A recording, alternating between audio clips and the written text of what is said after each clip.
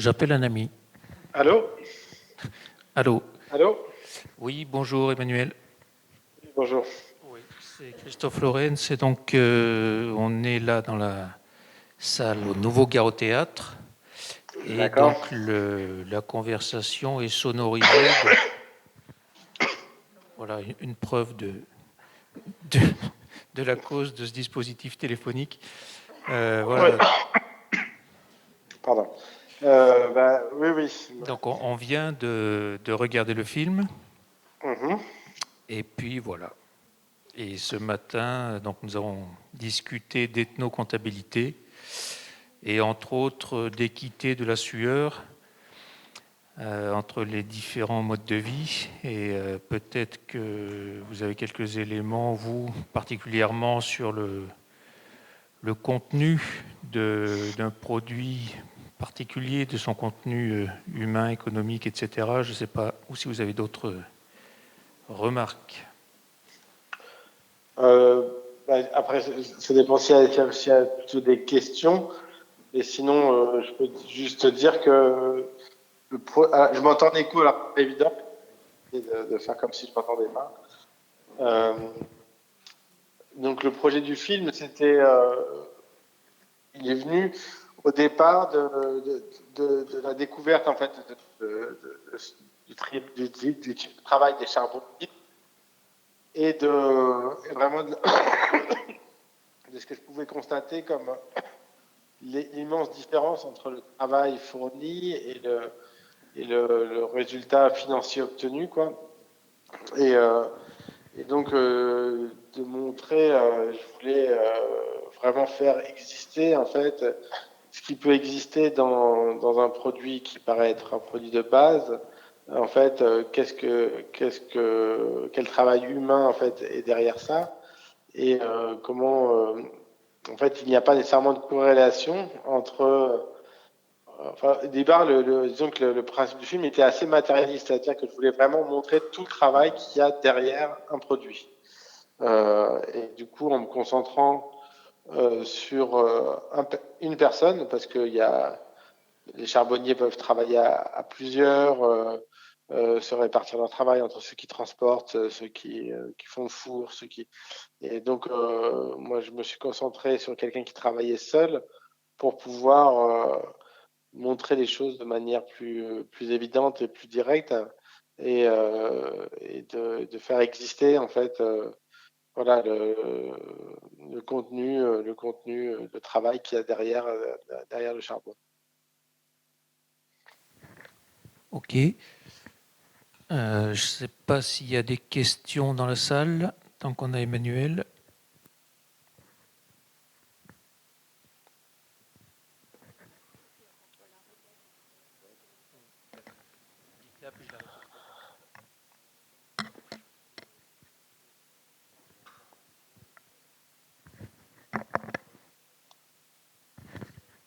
Allô? Alors, il y a Oui. une question sur le demande d'explication par rapport à la question religieuse sur laquelle se termine le film. Mhm. Alors moi j'ai une question d'abord à la personne qui a posé la question. Qu'est-ce qu'elle a ressenti en fait en voyant cette scène-là? Voilà, ça peut être mieux. Je sais pas où est-ce que je dois parler, dans un téléphone, un micro en même temps. Entre les deux, ouais. Très bien, 500 mètres de café sur toi parce que ça fait y arriver. Bonjour, merci beaucoup pour le film qui était super beau. Enfin, pas beau plastiquement, enfin aussi, mais beau pour ce qu'il disait. Je suis très troublé par la scène de la religion à la fin, qui en est Mhm. très équivoque. Et j'imagine qu'il y a eu 150 interprétations parmi les 150 personnes qui sont dans la pièce. Au point, alors je vous donne mon point de vue. J'ai l'impression que tout le reste est vain en fait et ne sert que Oui. d'armature pour une charge hyper violente contre la religion à la fin. Et c'est ça que j'ai ressenti en voyant le film. Donc, je suis très troublé par cette scène sur l'Église. Alors est-ce que c'est juste une basse charge d'un matérialisme contre la religion? Pourquoi pas? Ou est-ce que y a quelque chose de plus important que j'ignore sur le fait religieux au Congo que vous pouvez expliciter? Je suis à peu près certain que c'est une interprétation fausse. Je vais vous dire là. Merci.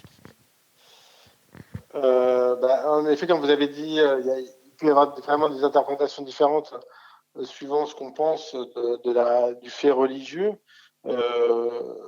Et pour moi, en tout cas, la scène est ambivalente de la même manière que est ambivalent pour moi le fait religieux en général, et plus particulièrement dans des pays où, en fait il y a une très grande misère.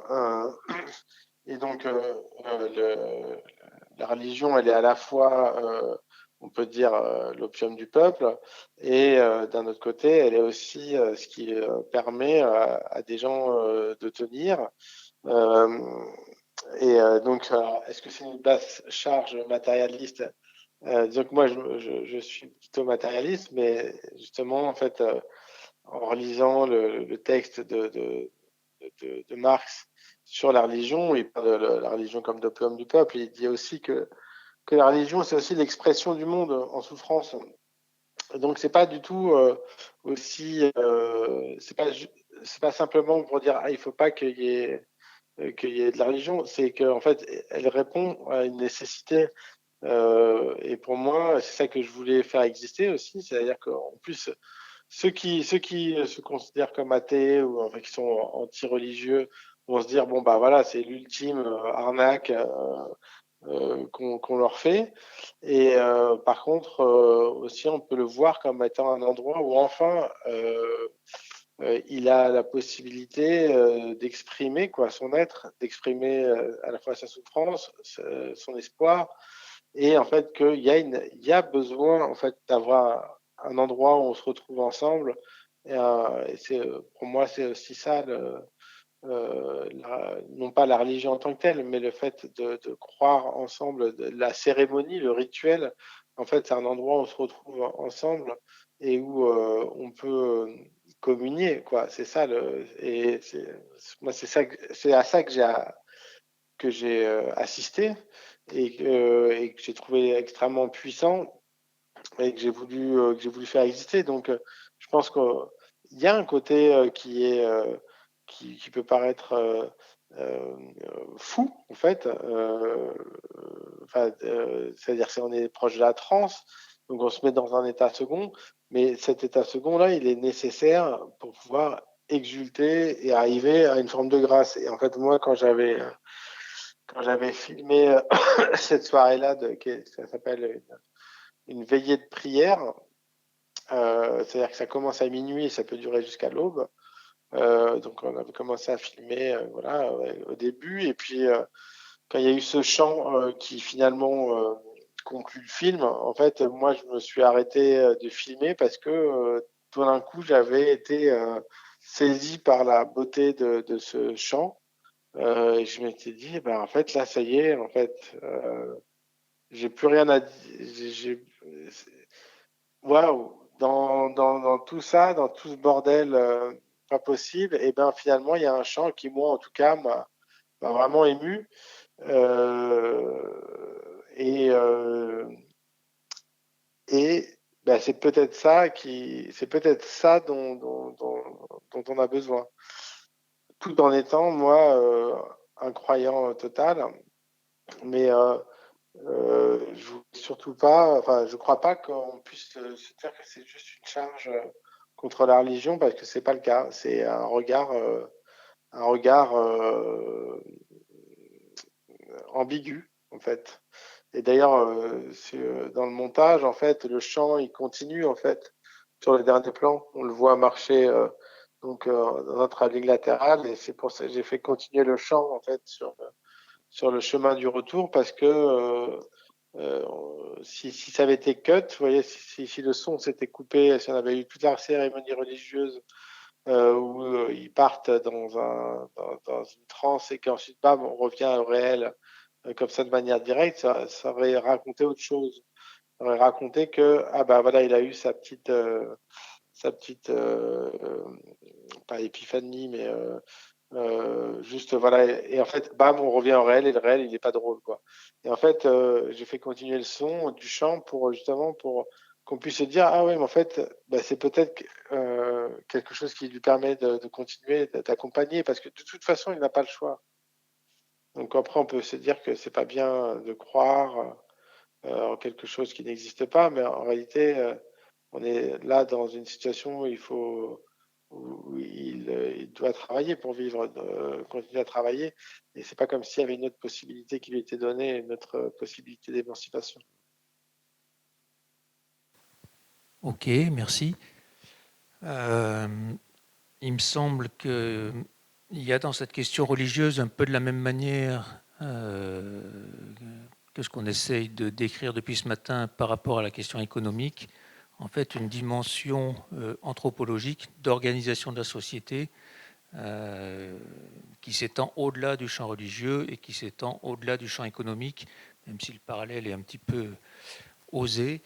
Malgré tout, ce sont deux éléments de structure qu'on peut aussi entendre toujours comme des structures d'organisation des sociétés humaines et qui ne sont pas indépendantes. Ni l'économie ni la religion ne peuvent se sortir de la vie quotidienne, en gros. Oui, tout à fait. Ouais. Ouais.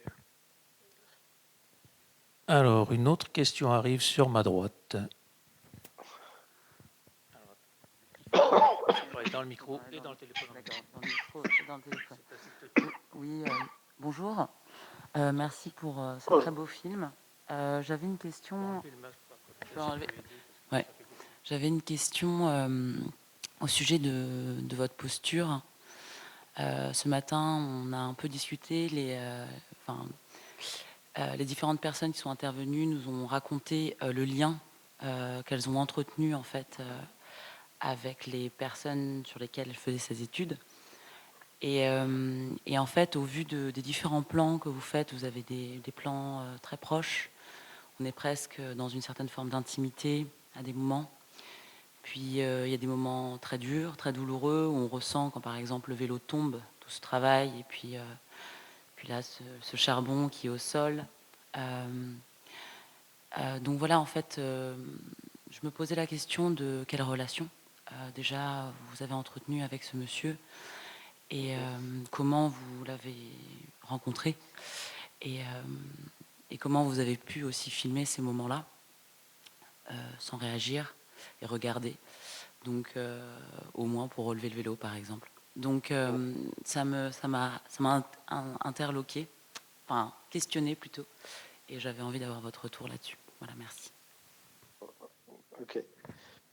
Juste avant de répondre, je précise, je suis vraiment désolé de ne pas être présent. J'aurais vraiment beaucoup aimé pouvoir discuter directement. Enfin, je pense que Laurent vous a expliqué là que bon, moi, je me sentais pas spécialement, plus grave que ça, malade, mais bon, avec le Covid, on a préféré faire ça par téléphone.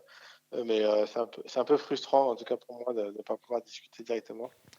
Oui, donc je dis juste que c'est effectivement nous qui avons pris la décision de faire ça finalement par téléphone, mais que Emmanuel a proposé d'être là, mais comme il tousse et que la situation est tendue, non, voilà. Mais effectivement, je je tousse, confirme à tout le monde qu'il n'est pour rien dans cette décision téléphonique malheureuse. non, mais, alors pour répondre à la question, alors je vais juste dire comment est-ce que ça s'est passé en fait. D'abord, moi j'étais parti dans cette région-là du Congo pour comme caméraman pour tourner d'autres documentaires sur les mineurs, sur les gens qui travaillent dans les mines à ciel ouvert. Et c'est là où j'ai découvert en fait le travail des charbonniers parce que je les voyais transporter les vélos chargés de charbon le long des routes. Et je m'étais posé la question de comment est-ce que ça se passait leur travail, combien ils vendaient, etc.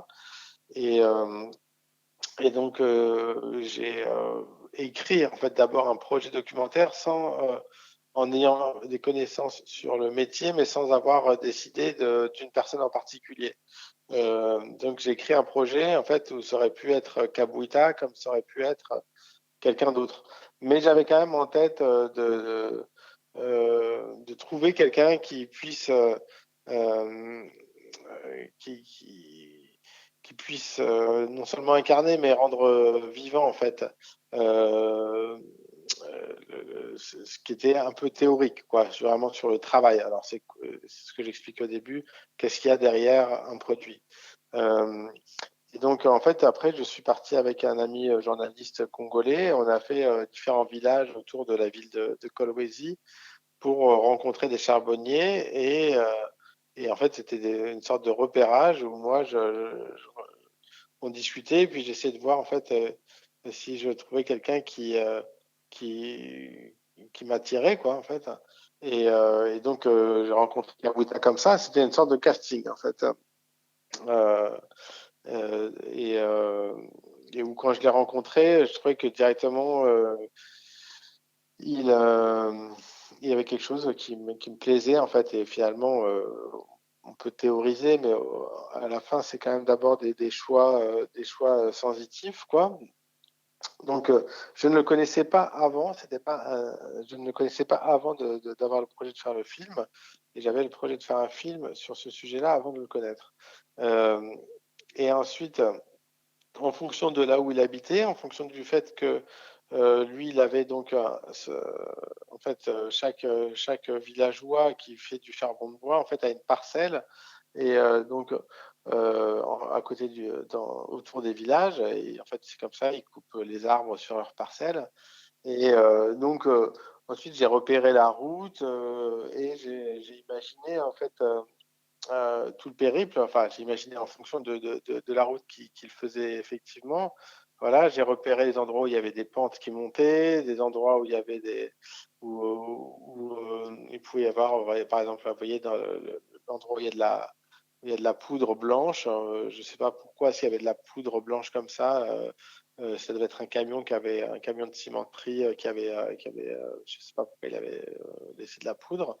Donc j'avais repéré différents endroits sur la route en fait qui m'intéressaient plus particulièrement de filmer. Ensuite, on a fait tout le trajet en faisant des pauses. Donc, ce que je veux dire par là, c'est que le film est un film qui est documentaire dans le sens où en fait ça montre la réalité de la vie de cette personne, mais ça a été aussi préparé. C'est-à-dire que quand, euh, quand il passait dans la zone de poudre blanche, ben, moi j'étais prêt à filmer. Quand il y a la montée, parce qu'on m'avait beaucoup fait la remarque que je n'aidais pas au moment où il est en train de pousser dans la longue montée qui est très dure, bon, bah, on savait que là il y avait une montée qui allait être très difficile, mais que lui il fait régulièrement mais où moi j'étais là pour le filmer, j'étais pas là pour l'aider. Donc en fait, si vous voulez, c'est une relation pour moi, une relation de travail. C'est-à-dire que j'avais expliqué le projet qui était par rapport à d'autres projets documentaires qui étaient relativement simples en fait à expliquer. J'avais expliqué, voilà, moi je veux te filmer dans ton travail, qu'est-ce que tu fais pour arriver au bout. Et pour ça, on va avoir différents moments. Je ne vais pas te filmer tout du long parce que ça sert à rien, mais on va se retrouver à différents endroits sur la route. Et là, eh ben, on filme la scène et puis ensuite on fait une pause, etc. Et donc, la question de savoir de l'aider ou pas dans des moments difficiles, pour moi, c'est-à-dire que je pouvais, il y a le lien, enfin l'accord en fait, il y avait, c'était simplement que, évidemment, si à un moment donné lui, il a besoin d'aide, et ben je l'aide. Mais tant que lui me signifie pas qu'il a besoin d'aide, ben, je vais pas l'aider parce que mon travail, ce n'est pas de l'aider, c'est de montrer son travail. C'est très différent. Et dans un moment comme ça, là, quand il y a le moment où les sacs sont renversés. Après, je ne vais pas vous décrire exactement la scène, mais il y a des coupes, donc en fait, c'est pas, euh, ça laisse la possibilité de parler et tout en continuant à filmer.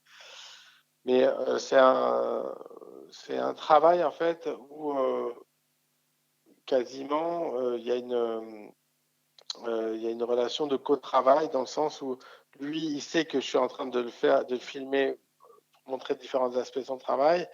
Et moi, du coup, je l'accompagne, mais je l'accompagne sans être.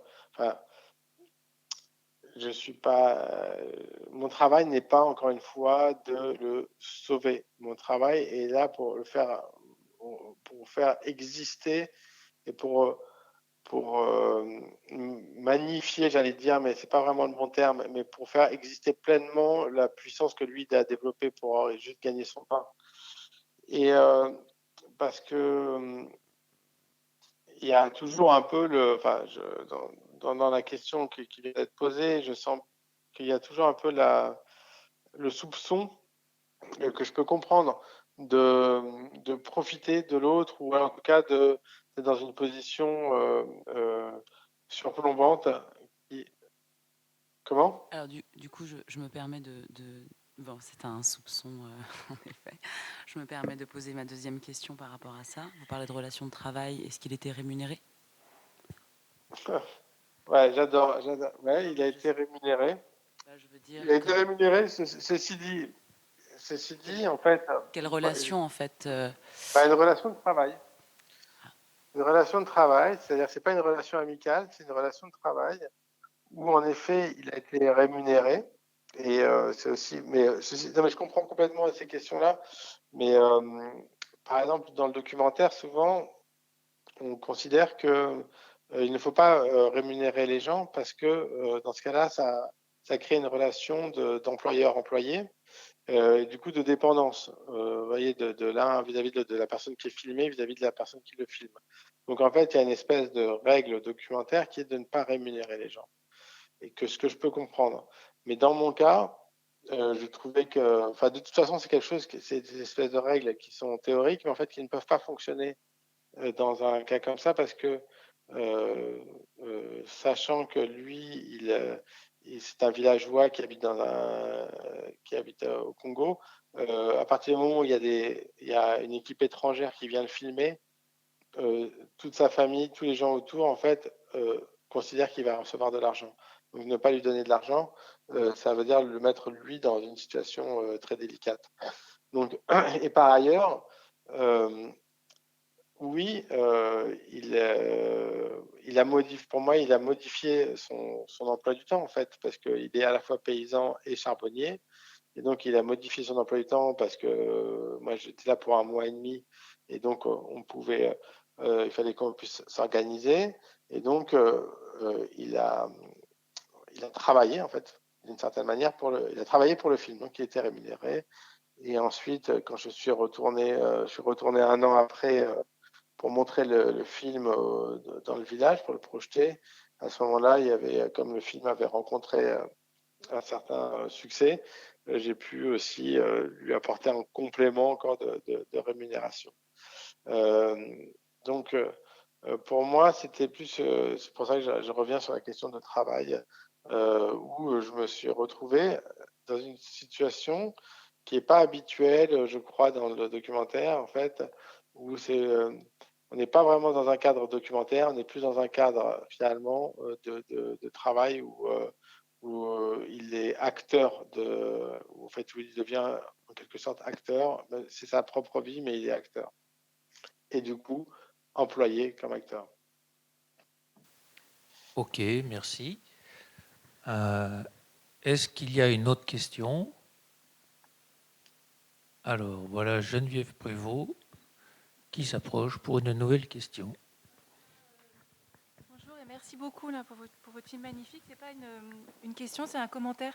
Parce que c'est pour dire que je me suis retrouvée dans la même position. Je n'ai pas du tout rémunéré, par contre, les personnes avec qui je travaillais. Mais quand on fait de l'ethnographie du quotidien, avec des personnes qui savent que leur quotidien est méconnu et qui veulent montrer, je veux dire, le travail que nous, on fait, et d'apporter une forme d'être des scribes en quelque sorte d'un journal ou d'une représentation qu'ils n'ont pas le temps de donner. Et donc je me suis retrouvée dans une situation comparable en fait où ils travaillaient comme des malades dans leur yourte du matin au soir. Et puis moi à un moment donné forcément on a envie d'aider. Puis ils me disaient non toi tu restes là en fait, tu prends des notes, c'est ton boulot. Et bon après évidemment après l'accident je suis venue les aider, mais cette fois-ci j'ai pas pris de notes. les choses étaient plus simples. Mais je trouve qu'il y a quelque chose d'une relation. Enfin, je trouvais que c'était très bien décrit ce que vous disiez, qui était qu'on avait chacun notre travail à faire et un intérêt tout à fait partagé en fait, dans le fait qu'on voulait montrer on allait dans la même direction, qui était de montrer l'invisible en fait, ce que les gens n'arrivaient pas à soupçonner, et ça donnait une dignité à nos deux métiers en fait moi j'ai trouvé, que je trouve dont vous rendez bien compte là. Mais merci d'avoir fait ces éclaircissements en tout cas, parce que c'est effectivement des questions qu'on se pose quand même. Oui, c'est vrai que moi je précise que c'est le fait, c'est vrai que des fois on peut se retrouver en pur observateur, comme j'imagine pour votre travail ethnographique, mais là, moi, il y avait aussi l'aspect en fait de tournage, et du coup en fait on se retrouve à organiser des journées, et du coup en fait finalement à chacun, moi à m'adapter à ce que lui doit faire, et lui aussi à s'adapter à ce que moi je dois faire. Donc du coup en fait ça demande une application où en fait on modifie je me retrouvais à modifier sa vie quotidienne, et du coup en fait, c'est là où je pense que ça franchit un pas par rapport en fait d'être dans une étude où on regarde, on observe, et puis les gens vivent leur vie comme d'habitude, et où là la question de la rémunération, en tout cas de la rétribution de quelque chose d'une manière ou d'une autre, existe. Même si c'est vrai que ça ne peut ne pas du tout passer par l'argent, la rétribution, ça peut être simplement en effet de faire exister, faire parler de leur vie. Je ne suis pas sûr qui vous avez travaillé, mais en tout cas, la rétribution, ça peut être simplement pour eux, le fait qu'il y ait quelqu'un qui vienne parler de ce qu'ils sont, quoi. Et je trouve que parfois, en tant que occidentaux, étrangers, il y a tellement de culpabilité qui arrive qu'on a l'impression qu'il faudrait toujours prouver notre bonne foi en surplus, alors que en fait on vient travailler.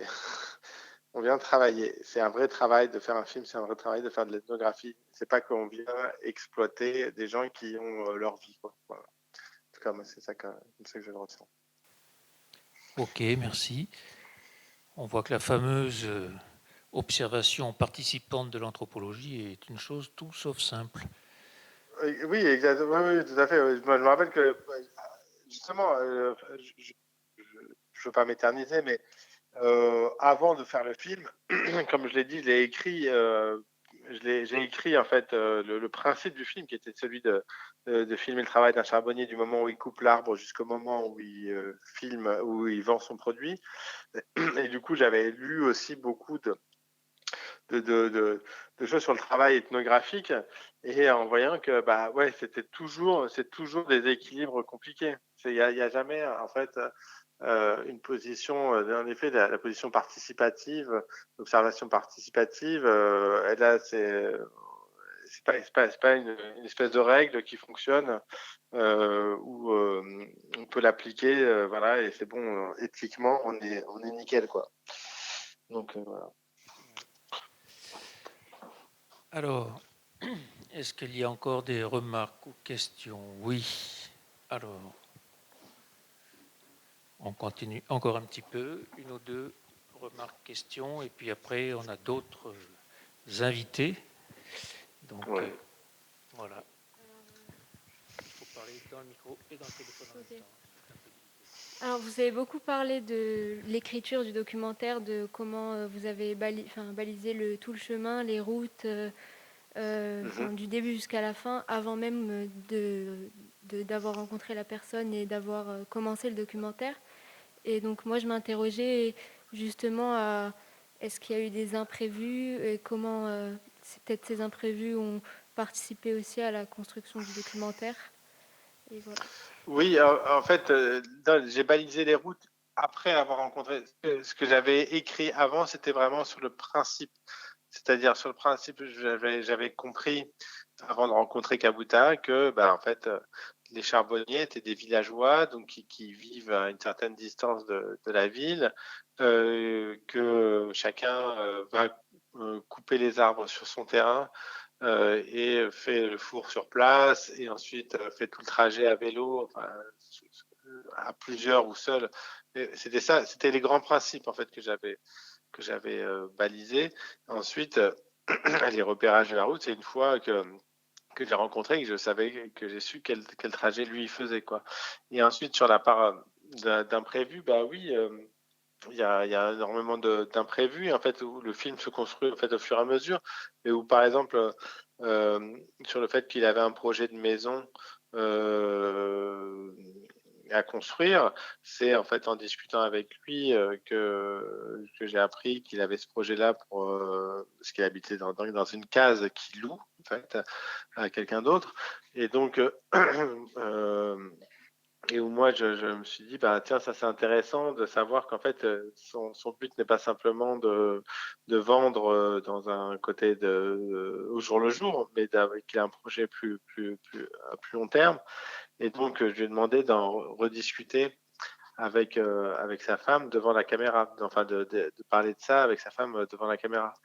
Et en fait, du coup, c'est comme ça que ça se passe. En fait, ce qui s'est passé, c'est que il y avait des choses qui apparaissaient et soit bah, ça apparaissait de manière complètement voilà de but en blanc devant la caméra, soit c'était je demandais à ce que ça soit non pas rejoué parce que c'est plutôt je lançais en fait une thématique. Par exemple, au moment de la vente, enfin quand il arrive en ville, comme je ne pouvais pas filmer, vous voyez, en fait, imaginez qu'on arrive sur un marché, je peux pas arriver avec la caméra, braquer sur les gens, sur les acheteurs potentiels, en tout cas par exemple sur le groupe de femmes. Donc on est d'abord allé voir les femmes qui sont des acheteuses au détail, enfin, qui achètent en fait par exemple un sac entier pour ensuite le revendre au détail. On leur a dit bon voilà, il y a quelqu'un qui va venir vendre du charbon. Euh, eh ben, est-ce qu'on peut filmer votre discussion et du coup la négociation. Et du coup, elles s'en sont données à cœur joie de martyriser un petit peu. Et pour moi, ça fait partie, enfin martyriser, ce que je veux dire, c'était elle négocie sec. Et pour moi, ça c'est comme ça en fait que j'intègre ce que je enfin, ce que je dis, c'est des choses qui se passent, mais en même temps qui sont créées d'une certaine manière pour la caméra à ce moment-là. Mais en même temps, ça représente ce que c'est que une réelle négociation sur le prix du charbon dans un marché. Ok, merci. Encore une remarque? Oui, voilà. Camille qui s'approche. J'ai une question par rapport au bruitage. Est-ce que tous les sons ont été pris en direct ou est-ce que vous avez retravaillé tout ça après? Je trouve que c'est super présent dans le film, tous les sons. Ouais. Ben, en effet, oui. Pour moi, le son, c'est un film qui est d'abord sensoriel. C'est parce que je crois que c'est par la sensation d'abord en tout cas que le cinéma, donc le cinéma est un bon outil pour rendre compte du réel par la sensation, parce que et le son passe par l'image, mais en fait, mais beaucoup plus par le son. C'est le son qui donne la matière des choses. C'est-à-dire que si on voit un morceau de métal ou de plastique, en fait, on ne se rend compte que c'est l'un ou l'autre uniquement une fois qu'on a toqué dessus. C'est un exemple, mais et donc pour moi le son est extrêmement important. Il fallait le faire exister. Et donc il y a eu une prise de son pendant tout le tournage j'avais un ingénieur du son. On a fait énormément de prises de son de détails en fait, des bruits, en plus de ce qui était tourné en direct. Et par exemple, si vous voyez la première scène où il coupe l'arbre, il y avait beaucoup de vent, on s'en rend compte. Donc là, en fait, très concrètement, c'est impossible d'avoir à la fois le son du vent et en même temps le bruit de la hache sur le bois. Et donc, en fait, tous ces sons-là, on les a pris. Bon, ça a duré non, le coupage de l'arbre lui-même a duré juste quelques heures. Ensuite, il a fallu le débiter. Donc, on avait énormément de sons pris au détail de hache sur du bois. Et tous les coups, en fait, sont ensuite retravaillés de manière à faire avoir des détails de son. De la même manière, on avait mis un micro sur le vélo pour avoir les grincements du vélo, pour le faire exister comme vraiment comme une espèce de machine en fait, d'avoir le bruit des roues, le bruit de la chaîne, enfin je veux dire des roues sur le sable quand ils s'enfoncent dans le sable. Tout ça, ce sont des sons qu'on a appris en détail et qu'ensuite on a monté pour enrichir la bande son et faire exister pleinement les sensations.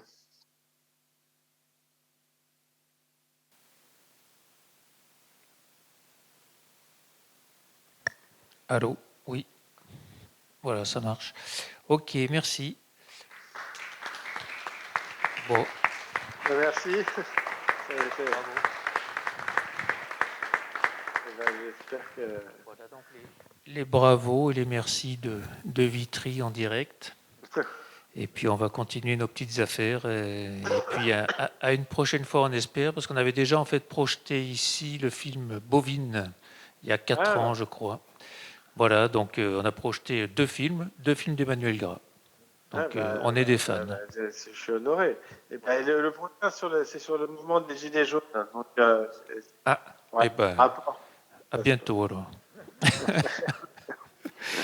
Au revoir et merci. Au revoir. Merci à vous.